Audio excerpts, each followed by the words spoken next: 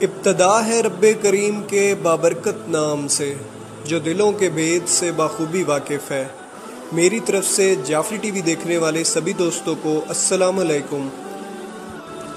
آج ہم ایک ایسے ولی اللہ کی تاریخ بیان کرنے جا رہے ہیں جو اپنے فتوحات علمی اور روحانی میں ایک اعلیٰ مثال ہے، جن کا نام سید محمد علی راجن شاہ بخاری بن سید حامد الحسینی البخاری ہیں۔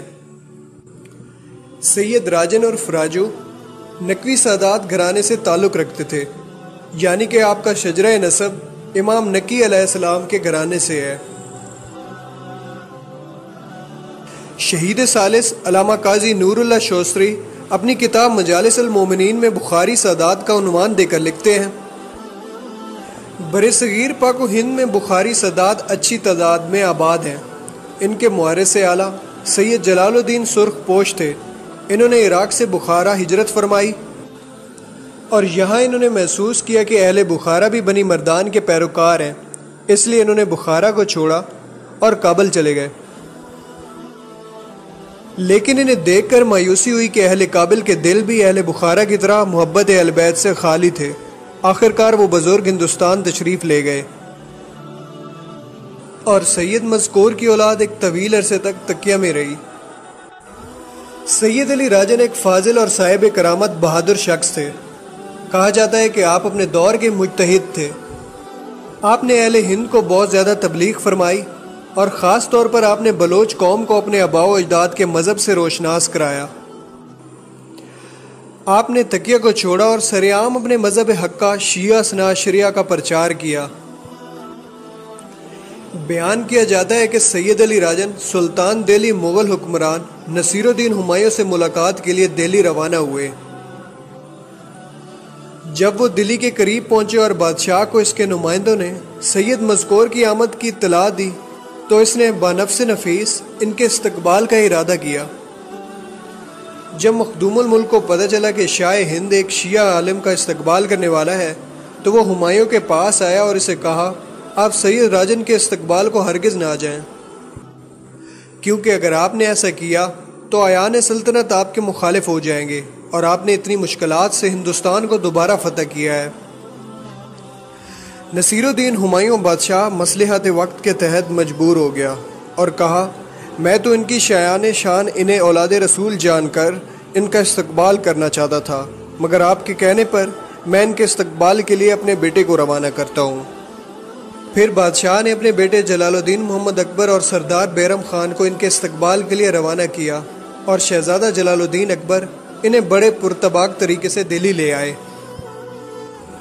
لاہور کے گورنر سستانی کو معلوم ہوا کہ مخدوم الملک کے حکومت مخالف افراد سے تعلقات ہیں، اسے قید کر دیا اور قید میں اس پر سختی روا رکھی۔ تو مخدوم الملک عبداللہ ہندی نے شیخ عزیز اللہ ملتانی سلطان پور کو خط لکھا کہ آپ ایک پرہیزگار شخص ہیں اور میرے لیے دعا فرمائے کہ مجھے زندان کی سختی سے نجات مل جائے۔ شیخ عزیز اللہ ملتانی نے کافی دن تک نوافل ادا کیے، پھر اسے خواب میں حضرت نبی اکرم صلی اللہ علیہ وآلہ وسلم کی زیارت نصیب ہوئی اور اس نے دیکھا کہ رسول اکرم صلی اللہ علیہ وآلہ وسلم صحابہ کے مجمع میں تشریف فرما ہیں اور آپ کے زانو مبارک پر سید علی راجن بیٹھے ہیں۔ شیخ عزیز اللہ نے التماس کی کہ یا رسول اللہ، مخدوم الملک عبداللہ آپ کا مداح ہے اور آج کل زندان میں ہے، آپ اس کی مدد فرمائیں۔ حضرت محمد صلی اللہ علیہ وآلہ وسلم نے سید علی راجن کی طرف اشارہ کرتے ہوئے فرمایا، میرا یہ فرزند اس کے ہاتھوں خون کے آنسو رو رہا ہے۔ شیخ عزیز اللہ نے یہ واقعہ عبداللہ کو تحریر کیا اور اسے توبہ اور استغفار کا مشورہ دیا۔ بعض کتب میں آپ کی پیدائش تقریباً 900 ہجری 1490 عیسوی کی ابتدا میں اچ شریف کے محلہ بخاریہ سادات موجود ضلع بہاولپور میں سید حامد الحسینی کے گھرانے فضیلت میں ہوئی۔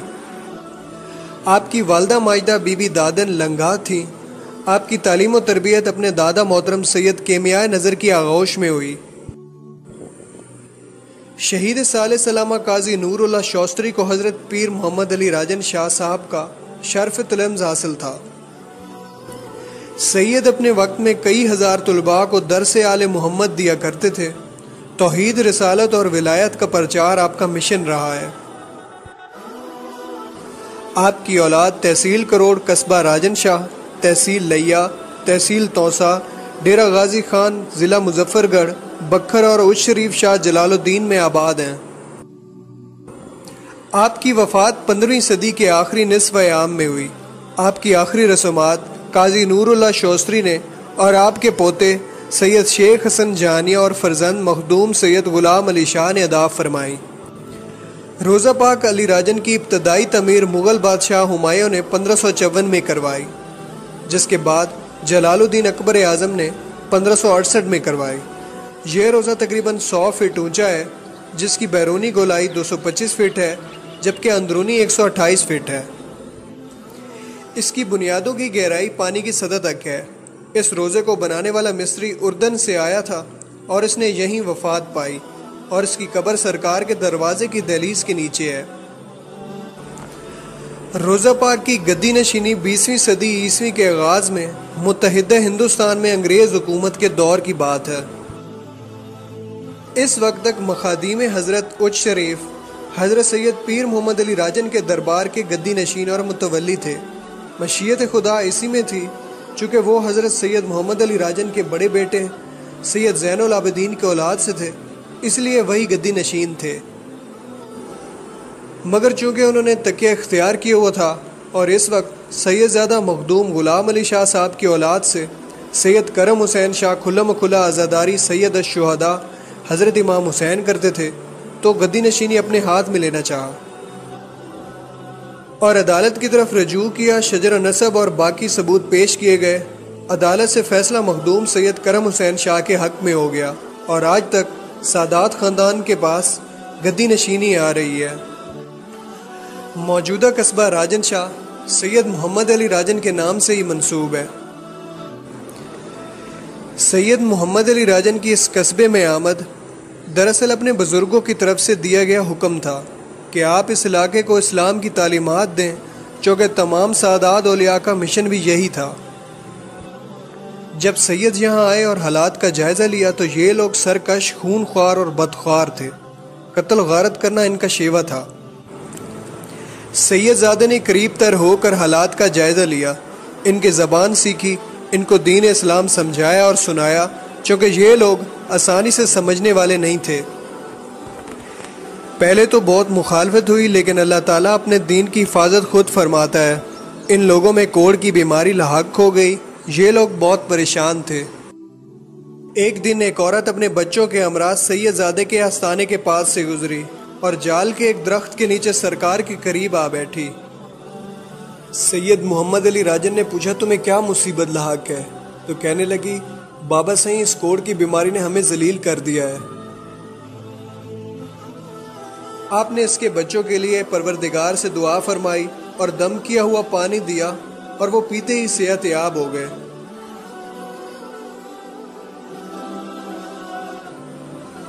اس عورت نے اپنے قبائل میں جا کر کہا وہ جو بزرگ تشریف لائے ہیں ان کی دعا سے ہم صحت یاب ہو گئے ہیں۔ اس طرح بہت سے لوگوں کے دل آپ کی طرف مائل ہو گئے اور وہ لوگ مسلمان ہو گئے۔ سید علی راجن نے اس طرح 1.25 لاکھ لوگوں کو کلمہ توحید پڑھایا۔ آپ کے والد سید حامد الحسینی البخاری، آپ سید کیمیائی نظر بخاری کے فرزند تھے۔ آپ بی بی دولت خاتون بنت میاں شیر علی لنگا کے صاحبزادے تھے۔ سید حامد الحسینی البخاری نے تبلیغ کی غرض سے عیسیٰ خیل ہجرت فرمائی اور وہیں آپ کی رحلت ہوئی۔ سید محمد علی راجن نے آپ کو اچ شریف میں دفن کیا اور آپ کا روضہ مبارک بھی وہیں موجود ہے۔ سید زین العابدین رحمۃ اللہ علیہ سید محمد علی راجن کے صاحبزادے تھے۔ یہ والد بزرگوار کی طرح صاحب کرامت متقی بزرگ تھے۔ آپ مجاہد کبیر بھی تھے۔ آپ نے والد محترم کے ساتھ تبلیغ دین میں پورا ساتھ دیا۔ جب آپ کے والد بغرض تبلیغ دین تشریف لے جاتے تو یہ امامت نماز، تدریس اور ملنے والوں کے لیے والد محترم کی جیتی جاگتی تصویر تھے۔ سید محمد علی راجن نے 2 خواتین سے نکاح فرمایا تھا۔